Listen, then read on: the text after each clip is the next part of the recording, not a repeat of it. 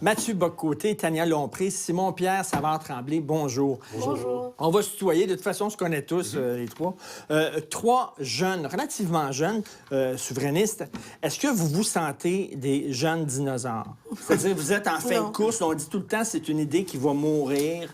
Quand les gens aux cheveux blancs comme moi vont crever, cette idée-là va mourir. Est-ce que vous êtes les dernières lueurs qui scintillent avant le noir total? Moi, je pense pas qu'être souverainiste ou être indépendantiste, c'est une vieille idée.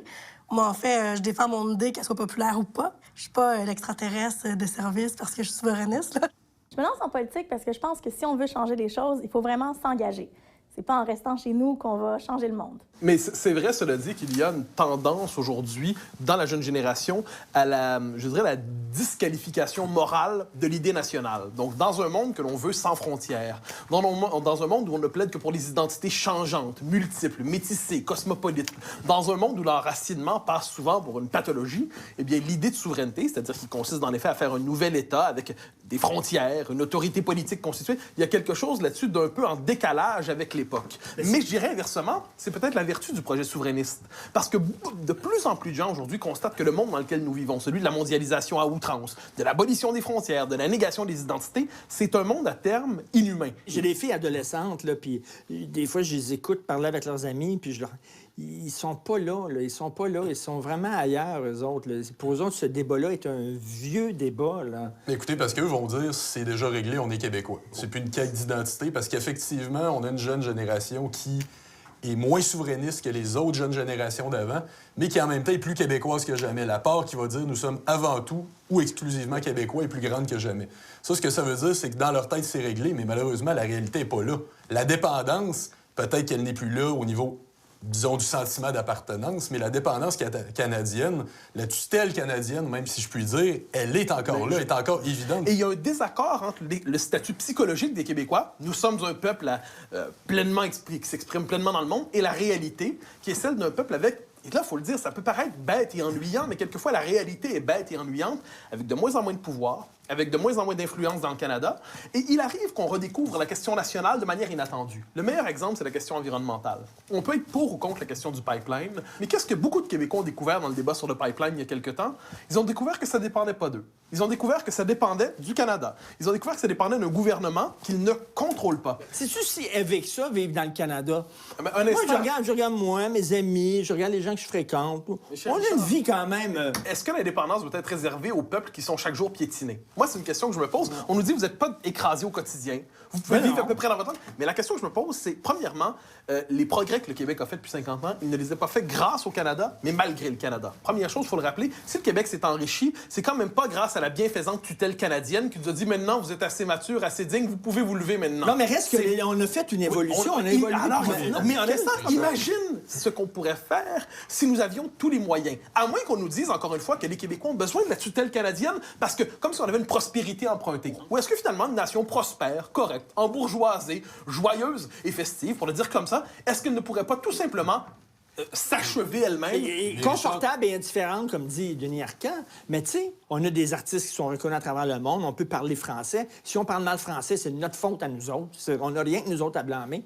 Quel est le problème? Oui, mais attends un petit peu, ça, c'est pas percevoir, d'ailleurs, au niveau de la langue, les amendements qui ont été imposés, pas par nous-mêmes, qu'on ne s'est pas auto-imposés, qui ont été imposés par une instance juridique canadienne. Puis toi-même, d'ailleurs, tu as déjà écrit un blog où tu disais « Je deviens souverainiste à cause du débat sur les accommodements raisonnables ». C'est un très bon exemple. Non, mais c'est sûr que, bon, comme province dans le Canada, c'est certain que des fois, on a des dissensions. Puis pas pour se séparer à la moindre dissension. C'est ça, une fédération aussi. Là. Moi, j'ai habité dans l'Ouest canadien pendant presque un an. Quand j'étais plus jeune, je suis allée enseigner à Vancouver. Puis avant de partir, je pense que j'étais un peu une souverainiste latente. J'ai grandi dans une famille souverainiste. J'étais pas très intéressée par la chose politique à 15-16 ans. Bon, je suis allée vivre là à 20 ans, 21 ans, puis je suis revenue de là foncièrement indépendantiste, beaucoup plus que quand je suis partie pour vivre dans l'Ouest.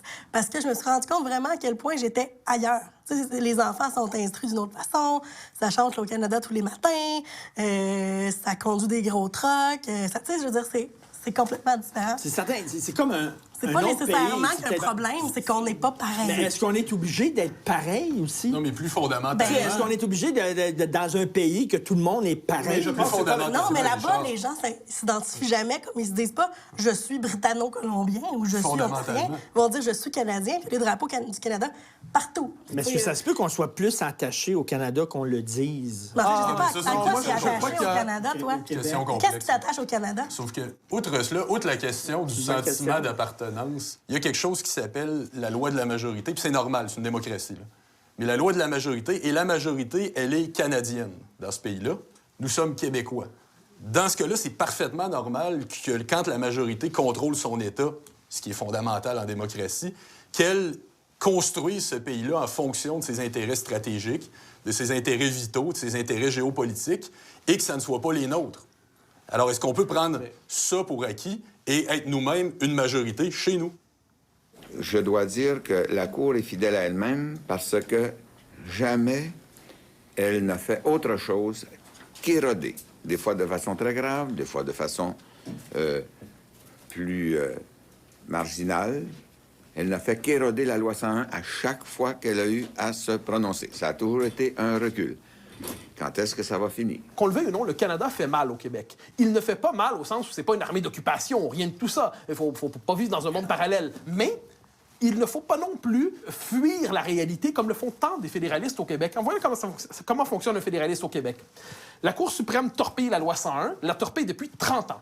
Et qu'est-ce que les fédéralistes ont décidé de faire? Plutôt qu'on de dire, ben là, ça a été trop loin, la loi 101 a été décomposée, ils nous disent que c'est la loi du c'est pas grave. Donc, peu importe ce qui nous arrive dans le Canada, on nous dit toujours c'est pas grave, c'est pas grave, c'est pas grave. Et d'une régression à l'autre, on s'habitue à évoluer dans un espace plus petit. Ça ne veut pas dire que le Québec n'est pas une société occidentale prospère, heureuse et fière de vivre, mais ça veut dire qu'elle pourrait être bien davantage que cela, c'est-à-dire une société complète, à part entière, ne négociant plus toujours sur ses intérêts fondamentaux si on décidait par nous-mêmes.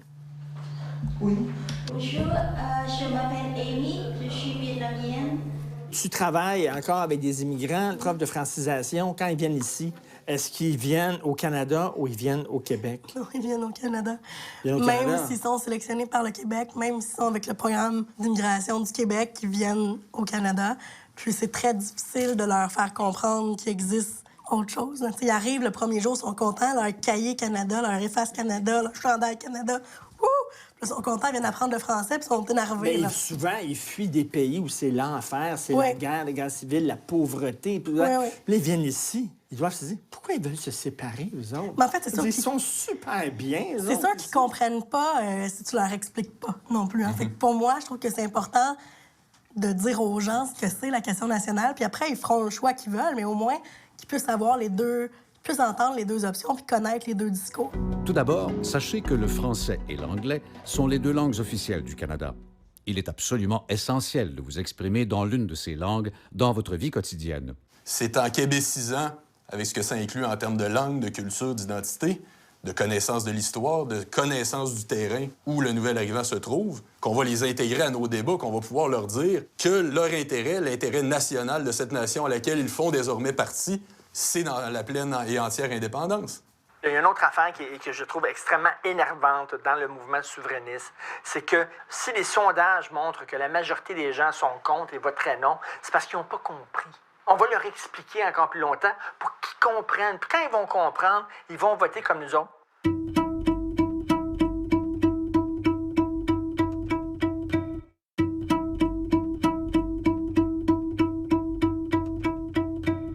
Il n'y a pas une pensée magique, genre, ça va régler tous nos problèmes. La pensée magique, elle est C'est des comme deux tout va côtés. se régler, tous les Non, problèmes. mais ça- on va soudainement parler un français Mais impeccable. j'ai On va rencontré- être excellent en économie. Mais j'ai on va rencontré faire- beaucoup moins de souverainistes qui croyaient à la pensée magique que de fédéralistes qui accusaient les souverainistes de croire à la pensée magique. Moi, des souverainistes qui nous diraient, après l'indépendance, ça va être ici un paradis égalitaire, écologiste, féministe, crypto-socialiste, une société merveilleuse, une Suède transplantée en Amérique du Nord, mais avec encore plus de soleil, et puis la neige va fondre en février. Bon, alors, cette espèce d'image d'un Québec idyllique, évidemment, ça n'aurait aucun sens. Mais l'avantage de l'indépendance, et ça devrait plaire à un homme comme toi qui croit au discours de la responsabilité, c'est que nos bons coups, ça va être notre responsabilité, nos mauvais coups, ça va être la nôtre, mais il n'y aurait plus un autre sur qui se décharger de nos responsabilités. Attends, mais là, étant donné qu'on rend tout le temps Ottawa responsable de ce qui se Mais passe ça au arrive Québec, qu'il le la soit. meilleure façon de plus les rendre responsables, c'est de se séparer. Non, non, non, non, non, il faut pas se mélanger. C'est que les Québécois, quelquefois, ont ce réflexe qui consiste à dire on n'y peut rien.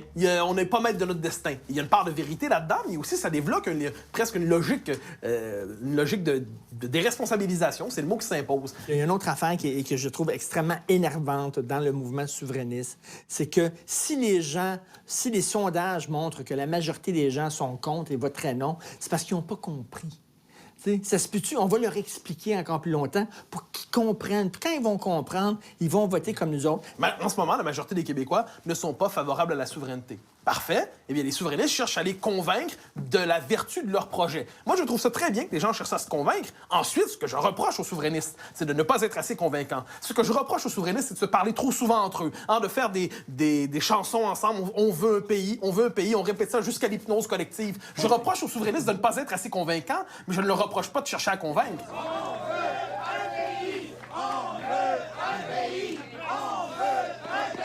Mais c'est quoi un Québécois? Il faut qu'il y ait un point commun qui s'appelle une culture, une histoire, une manière d'appréhender le monde. C'est pas très original comme point de vue. Je constate d'ailleurs qu'on va jamais demander être Canadien, ça veut dire quelque chose, être Américain, ça veut dire quelque chose, être Mexicain, ça veut dire quelque chose. Il y a qu'aux Québécois qu'on demande toujours de faire la preuve qu'ils existent. À un moment donné, on devient fou avec ça. Des dépassements de coûts là, au Québec, il y en a plein. On gère mal. On gère super mal. Tout croche comme partout ailleurs. Je veux dire, il y a bien des gens qui disent, regarde, se faire fourrer par Ottawa, se faire fourrer par le Québec, même si on est indépendant, ils vont quand même avoir des dépassements de coûts. Ça va être en 600. Mais c'est une réflexion. Je suis désolé, mais c'est une réflexion handicapée de dire ça. La France, la France se gère mal souvent. Elle ne demande pas pour autant la tutelle de l'Allemagne. Le fait de mal se gérer, c'est un problème de gestion, c'est pas un problème de liberté. Je m'excuse, mais le discours souverainiste, le trois quarts du temps, c'est hey, ça serait bien mieux, les choses seraient faites bien mieux si c'était au Québec. C'est pas vrai que si on se séparait, ça irait mieux. Mais c'est toi, dans ton propos, qui demande à ce que l'indépendance soit la solution, le pays des merveilles. Il n'y a aucun des trois ici, à ce que j'en sais, qui a dit que ce serait la solution. C'est le PQ qui fait ça. C'est non, ils disent tout le temps. Tu nous dis l'indépendance, ça serait... on parlerait pas mieux. Quand on va se séparer du Canada, les immigrants vont bien mieux s'intégrer. C'est sûr que ça va mieux s'intégrer. Par définition. Tu viens de prendre le mauvais exemple par excellence pour défendre ta cause, mon cher. Tu étais favorable à la politique de la laïcité. Tu disais que ça contribuerait à une meilleure intégration, notamment. C'était pas le paradis, mais ça contribuait à ça. Tu reconnaissais toi-même qu'avec une politique par ailleurs impossible dans le cadre canadien, l'intégration fonctionnerait mieux. Il se peut que tu aies changé d'idée depuis quelques mois, c'est pas interdit. Mais cela dit, tu reconnaissais toi-même, sur une question vitale, que le Canada posait un obstacle devant nous. Et moi, je ne demande pas qu'on blâme le Canada sur tout, mais qu'on fasse pas semblant qu'on est déjà indépendant. Si je reprends un petit peu ta logique, qui, moi, je la trouve un peu cynique aussi face aux politiques, on se fait fourrer par tout le monde. On peut-tu se faire fourrer par un palier de moins pour commencer? Ça serait peut-être plus simple. Voter à une seule place, ça serait peut-être plus simple. Les jeunes se voient comme des citoyens du monde, comme appartenant à l'humanité, à la planète. C'est ça leur repère. S'ouvrir sur le monde, c'est naître en tant que peuple, faire partie, justement, de ces peuples-là. Présentement, on est quoi? Ces jeunes-là, ils se considèrent du Canadien? Sûrement pas. Tu sais, fait que de l'autre côté, c'est s'ouvrir sur le monde, devenir un pays. Pour moi, devenir un pays, c'est exactement ça. C'est prendre sa place. Le citoyen du monde, c'est une fiction délicieuse, peut-être. Il n'en demeure pas moins que c'est une fiction. L'homme a besoin d'ancrage. L'homme a besoin de repères. L'homme a même besoin de frontières. Les frontières, c'est pas simplement un mur étanche pour se protéger de l'étranger. C'est un endroit qui permet de délimiter dans quel est le domaine de ma responsabilité, de ma liberté. Et bien ça, je crois qu'on va redécouvrir peu à peu ces fondements, pas toujours sexy, mais pourtant nécessaires, de la vie politique. Est-ce que les trois, vous pensez que vous allez voir de votre vivant le Québec indépendant? Oui. Bien naturellement. Oui. J'espère. Mais évidemment, j'ai 34 ans. Si je me dis Quel est le nom et le exemple... numéro de téléphone de votre pusher? Tout de suite, Richard je veux Martineau. le prendre. Mais je poserai la question, toi, Richard. Est-ce que tu crois que tu vas vivre dans un Québec indépendant? Je ne crois pas. Et est-ce que tu t'en désoles? Je ne pense pas. Regarde, moi, j'en fais pas une maladie. C'est pas la question que je t'ai posée. Non, mais moi, je veux dire, je préférais que le Québec soit un pays. Il serait Sauf plus que le crédible. Québec, moi, je me sens québécois, puis quand je vais à Ottawa, je suis un pays étranger. Ah ben, Puis, tu viens de moi, dire l'essentiel. Moi, je pense qu'on serait mieux un pays, parce qu'on n'est pas, on est différent, c'est tout. Tu nous dis, j'y pense pas tous les jours, mais plutôt, j'aimerais ça. On verra bien si ça arrive. Tu nous demandais quelquefois pourquoi les souverainistes font un apostolat, presque. Eh bien, parce qu'il y a beaucoup de souverainistes qui auraient bien aimé que ça arrive, mais qui n'y croient plus. Bien, le jour où les souverainistes qui n'y croient plus, mais qui aimeraient une part d'eux-mêmes continuer de l'espérer, eh bien, il se pourrait qu'à ce moment-là, le Québec se remette en mouvement. Merci beaucoup. Au grand plaisir. Merci à vous. Écoute, on va espérer que vous avez raison, que vous verrez. On veut un pays. On veut un pays. Ah, tu Il faut l'as finir dit. là-dessus. Bien sûr.